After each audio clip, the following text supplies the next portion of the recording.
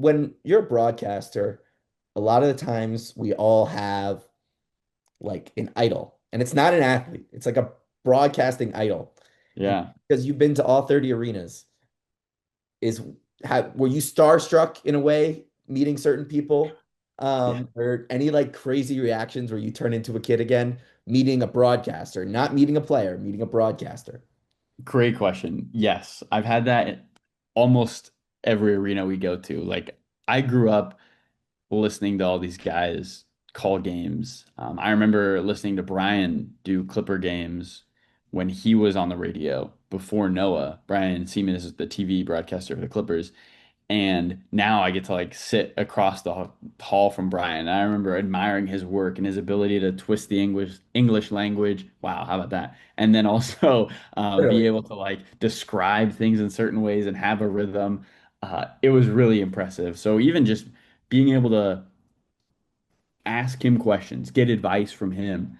The one that really threw me for a loop is Tim Roy, who does the Warriors radio. I remember going to Warriors games as a kid, and I didn't care where Steph Curry was. I didn't care where Draymond Green was. I wanted to find Tim Roy. I was like, "Where's Tim?" And you go into the bathroom at Oracle Arena, and they have these little TVs, and it'd be like audio provided by Warriors Radio Network, and then it'd say Tim Roy, and I'd be like, "Ugh, I loved going to I think I went like a couple times a quarter because I was just like, oh, let me go listen to Tim Roy for a little bit. But it was awesome. That's the one where, and I've told him like, hey, like, thanks for being so good at your job because I don't know if I would have gotten into this. I think two I've yet to meet. One I've yet to meet is John Miller. I really grew up like when I was 9, 8 years old. I had a radio next to my bed. Classic broadcaster story, the one everyone tells. Went to bed listening to the baseball guys on the radio, but I did. And John Miller and Dave Fleming were hilarious. And John just has a comfort on air. He almost feels like you're listening to your grandfather call a baseball game. Like there's that like love and smile and happiness. So those, but meeting Tim Roy was cool. I'll never forget the first time, and he's like talking about the Warriors, and I'm like, holy smokes, it's Tim Roy! Like, this is incredible. That's why I don't tolerate Al Michaels hate, by the way, because it feels like my grandfather's calling the game. So I don't care. That's Him fair. and Morgan Freeman need to be working until they can't. That's Yeah, you know, him and Morgan Freeman nostalgia is a crazy thing. It's a for crazy sure. thing. Why radio? I feel like a lot of people want to go TV and hearing, hey, this is what I want to do in college. And I had a radio next to my bed and I'm listening to Warriors calls when I'm 9 years old. Why radio? It goes back to honestly when like just growing up. So a little background on me. My dad is a college professor. College professor. He doesn't teach what probably anyone takes for core electives. He teaches art, mainly ceramics. And so growing up, I spent a lot of time going to museums. Way too much time. No 8-year-olds to spend the amount of time I should have spent in museums. And trust me, Holden, that was the last place on planet Earth I wanted to be. There was a museum down the street from Santa Clara called the Triton. And I think for a good 5-year stretch, we went to every opening at the Triton, which on a Friday night was just not my idea of fun. But it was something that I greatly hated in the beginning. And then eventually you just learn like you're here. Like you might as well read the plaques. You might as well look at the art. You might as well contemplate how it makes you feel. Like you're not going anywhere.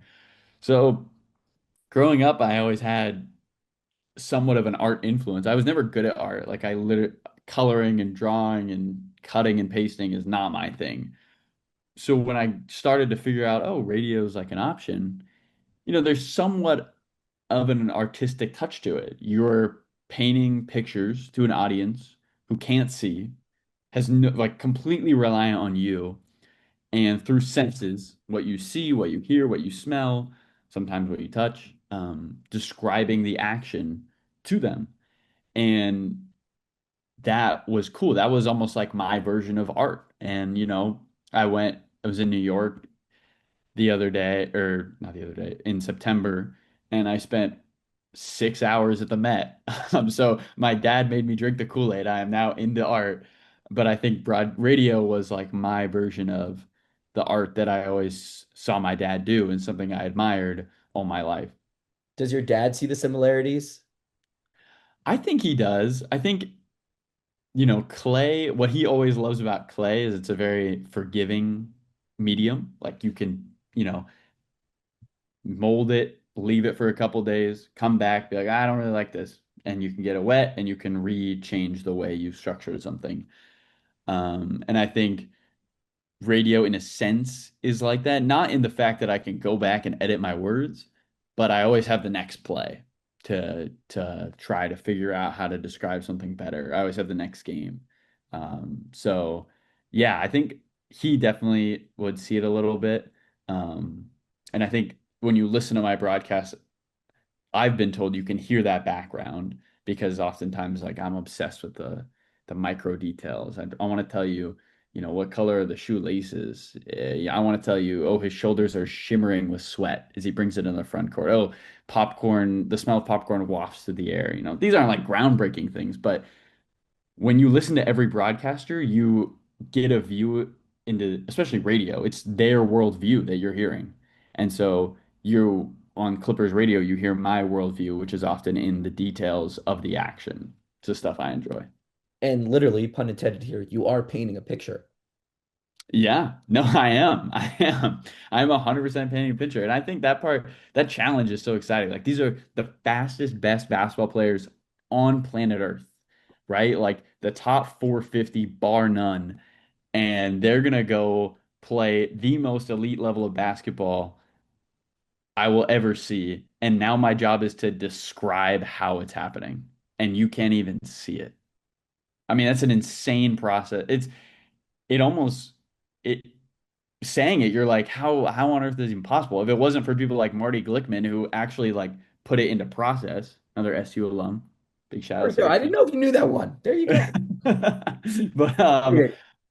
yeah, I mean like I don't even like if I had to be Marty and be like the first person to do it, I think I'd say this is impossible. I'm out. Like good luck to whoever has to do this, but I'm done. But at the same time, a lot of people say, I don't know if you've heard this reference, it's PR, not ER with media. Yeah. How do you keep that Yeah. perspective? Because this is what you've wanted to do for your whole life. And so now you're finally there. How do you not put yourself in a box and have fun all the time, especially after you make mistakes, which can feel debilitating in a lot of ways?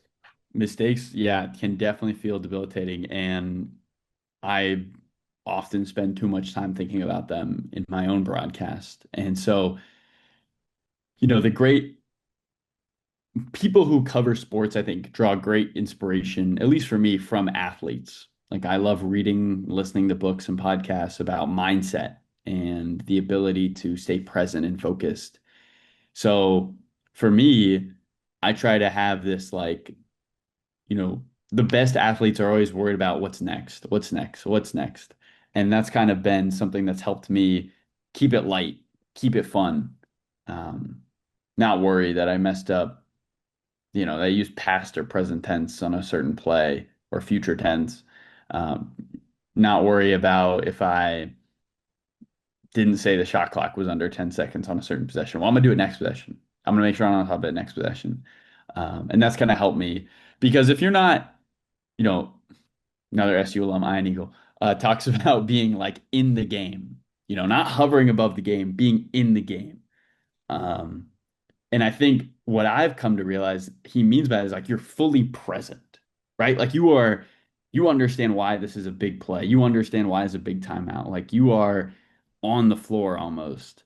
And to do that, you have to be thinking next play, next play, next play. So that's kind of the approach I've taken. It's like what athletes have to do too. Yeah. Yeah. I mean, you know, one of the like him or hate him, Anthony Edwards once said when asked about his teammates on Team USA, like they have to play with me, not him having to adjust to playing with them. And he was dead serious. Like that level of confidence, that level of belief in yourself.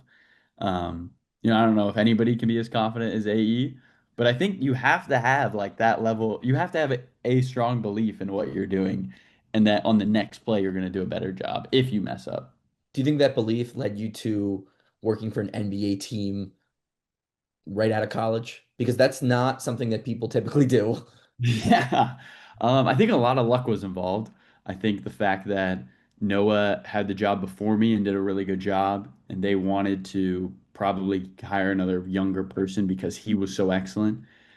I think the fact that I was in LA and I had done social media a little bit and the Clippers, I mean, all the credit goes to Chris Wallace and Gillian Zucker who took that risk on me, which, I didn't see as a risk, but can totally understand from an objective perspective how it's a big risk in an LA market to ask per, like a kid fresh out of college to broadcast your games on the radio. So they saw the vision, and trusted me and have supported me all the way through. So I owe a lot to them.